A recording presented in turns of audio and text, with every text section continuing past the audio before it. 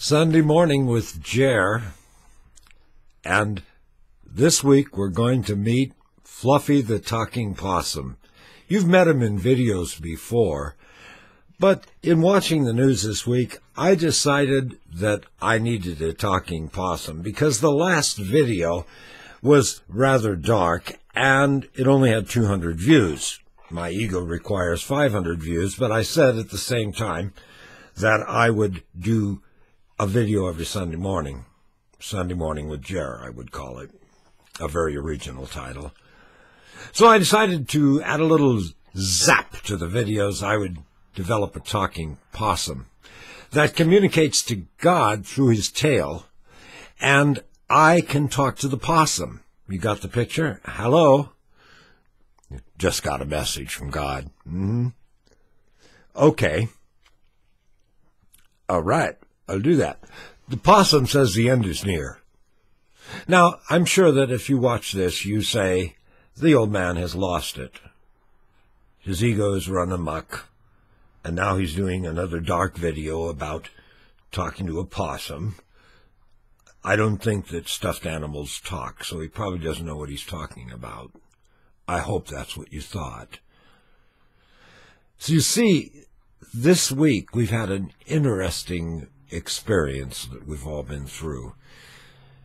It was perpetrated by a terrorist. You know, terrorists, by their nature, are the same in the East and here. A terrorist's main purpose is not killing you with the bomb planted on the roadway. The terrorist's main thing is to scare the daylights out of you, so you never feel safe and secure. Because being intelligent, you realize that his burning those Korans would have equated to people burning Bibles and rioting in the streets. It would have motivated people to kill tourists when they saw them. It would have been a terrible thing. I do not understand. I don't understand. If I went to a soccer game, and when I left the soccer game, I was pissed because my team was inept and lost it. I jumped on top of a car, and I yelled to the crowd, "Let's burn the buildings, and let's burn these police cars, and smash the windows, and let's steal the flat-screen TVs from the TV store." Would we not be arrested for inciting a riot? Why wasn't this nut arrested as a terrorist for trying to bring the world into a religious war? I don't understand it. One God, both the Quran and the Bible, talk to us about how to live together, to love one another, to live in peace. Yet somehow we've turned them into tools of war. We have really confused things. And am I to think for a moment that the Founding Fathers, when they offered us freedom of religion, had in mind an old man on YouTube who talks to a possum and talks to God through an antenna in its tail and tells people the end is near? Or a guy on a street corner who's been standing there since I was a baby in diapers with a sign that says the end is near. It's still here. See, that minister shows us something about terrorists, as far as you can go in wacko right-wing religion. He shows us a thing called justification. Justification is sin. You justify.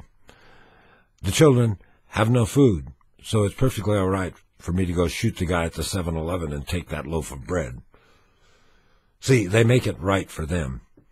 When you carry justification, besides it leading you into a sin, justification always leads you to lies. Because when you can't match up what you say with the words in that book, then you have to come up with something like a talking possum, or say a blatant lie. I talked to the Imam, and he told me that if I didn't burn these 20 Korans, he would move their mosque that they're building near the 911 site. Well, they never had such a message to give this wacko minister. He just made it up, and he justified it. He sinned, and he made it so it was all right for him to do it. regardless of how many of our young people would have been killed. And we, because of our silly twisting of the Constitution, somehow feel it's all right for him to do that. There has to be some kind of a standard for ministers. Heaven only knows. 2 videos ago, I could have started a church. It would have been that simple. Then I could have taken all my strange and perverted ideas and forced them down your throats, and continued to do it as long as you watched. And that's really happening in the real world of media today. There is a place for everybody to find the news that they want to hear. Your house is on fire. So, you go to one neighbor and they say, run for your lives, your house is burning. But you go to the other neighbor, they're drinking their Jim Beam, they're guzzling it down, maybe smoking something weird, and they say, what should I do? They say, oh, your house is fine, just stay in there, everything will be okay. Well, if you want it to be okay, and you want to be real optimistic, you can go back into your burning house and sit in your chair. I think you'd be making a grave mistake. You see, that is reality. We have to deal in reality. We have to stop giving microphones to complete wacko lunatic nuts. We have to learn that this battle to end wars isn't going to be won by burning Korans. This battle of wars and hate is going to only be stopped by us taking a commitment, each one of us. You don't need a possum to tell you this. We are the world's experts on weapons of mass destruction, yet we use our children. Does that make sense? 3,000 people were killed at 9/11. Let us never forget this. So, is logic.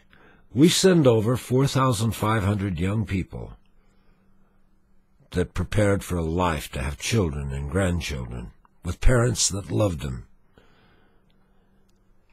And they've become targets for these few nutso cases that run loose. They're here, they're there. They should be dealt with one by one.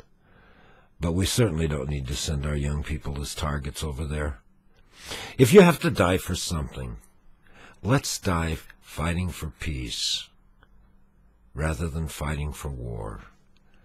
Because peace will only be achieved when individuals, one by one, say, no, I will not be a tool of your machine of war.